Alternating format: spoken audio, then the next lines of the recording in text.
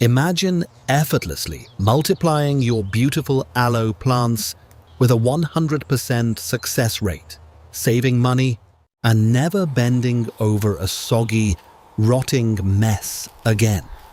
You might think you need fancy equipment or a green thumb, but the truth is, the less you do, the better your results.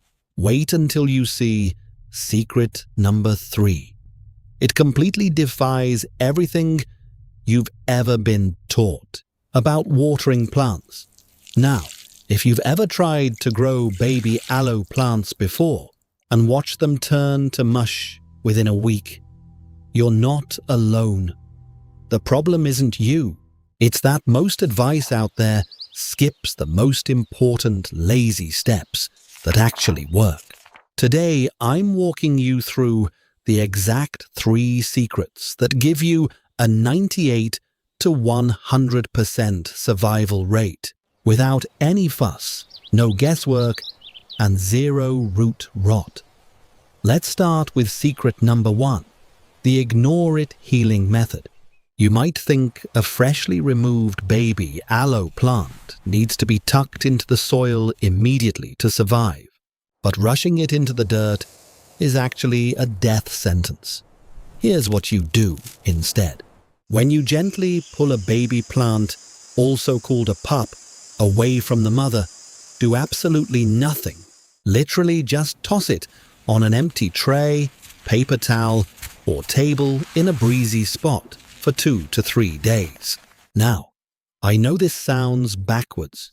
We've all been taught that plants need soil and water right away. But think of it like this. Taking off a baby plant is just like getting a cut on your finger. You have to let it air out for a few days so a scab can form. If your finger is bleeding and you immediately stick it in the mud, it's going to get infected, right? Same thing with your aloe pup. Letting the baby plant sit out for 48 to 72 hours gives it time to naturally build a tough, waterproof scab over the wound. If you skip this lazy step and plant it right away, you increase the risk of deadly soil fungi attacking that open wound by over 80%. That's a huge difference. And here's the best part. You don't have to do anything special. No misting, no covering, no babying it. Just leave it alone. Here's a bonus lazy tip for you. Leave the unplanted baby aloes right on your kitchen counter where you drink your morning coffee. You won't forget about them, but you also won't have to go outside to check on them. It's right there in front of you, doing its thing while you do yours. Let me know in the comments below. When you take a cutting from a plant, are you usually a plant it immediately person? Or do you already let your cuttings dry out first? I'm curious to know what camp you're in. Alright, let's move on to secret number 2, the bone dry dirt trick. We are always taught that water makes plants grow roots, but for succulents like aloe, water makes them rot, while drought makes them root. After your baby plant has rested for 3 days, simply plop it into a pot of completely dry potting soil. Do not moisten the dirt beforehand. I repeat, do not add water to the soil first. Now, this might feel strange. Most of us have been trained to think that moist soil is good soil. But here's the thing. If someone brings you breakfast in bed every morning, why would you ever get up to work? But if you're put in a dry spot and get thirsty, you're forced to stretch your legs to go look for a drink. Your aloe pup works the same way. Bone-dry soil triggers a survival hormone in the plant. Because it feels a lack of moisture, the plant is forced to push new roots down into the soil 30 to 40% faster.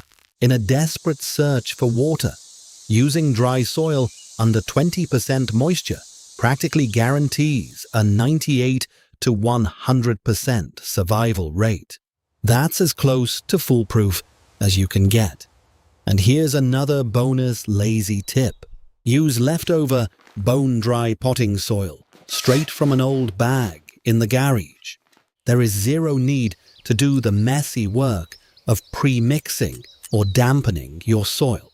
Just scoop it out, stick the pup in, and you're done. No fuss, no mess, no overthinking. Be honest with me.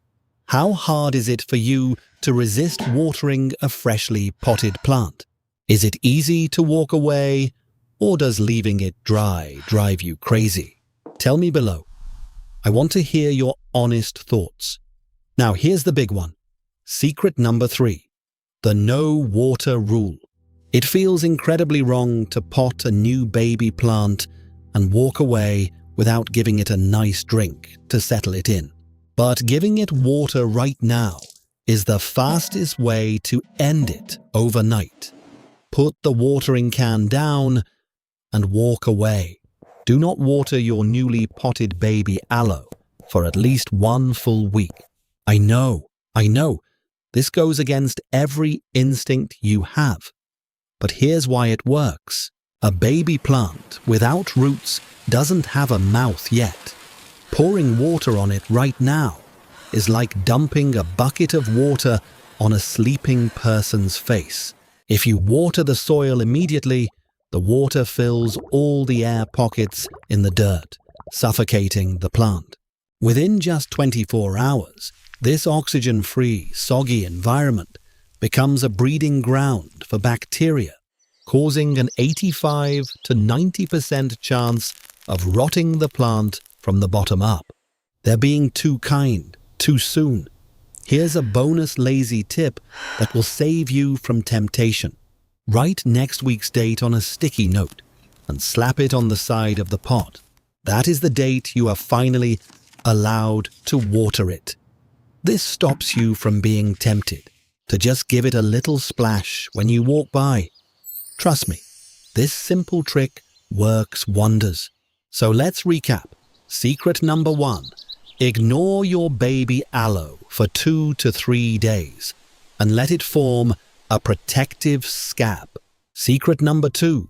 Plant it in bone-dry soil to force fast root growth. And secret number 3. Do not water it for at least 1 full week. These 3 lazy secrets work together to give you a near-perfect success rate, and they require almost no effort on your part. Here's what this means for you. You'll have a thriving collection of healthy aloe plants without the stress, without the guesswork, and without the heartbreak of watching them turn to mush. Your friends and neighbors will ask you how you do it, and you'll smile knowing it's because you did less, not more. You'll save money by multiplying your own plants instead of buying new ones, and you'll have the satisfaction of knowing you cracked the code on something that stumps so many people. If you loved how easy and lazy this method was, hit the subscribe button right now so you don't miss next week's video, where I'll show you the top 3 zero-effort ways to feed your indoor plants using kitchen scraps you normally throw in the trash. Now I want to hear from you. Have you ever tried propagating aloe before? What happened? Did it work, or did you run into trouble? Drop your story in the comments below. I read every single one, and I love hearing about your gardening wins and challenges. Thanks for watching, and I'll see you in the next one.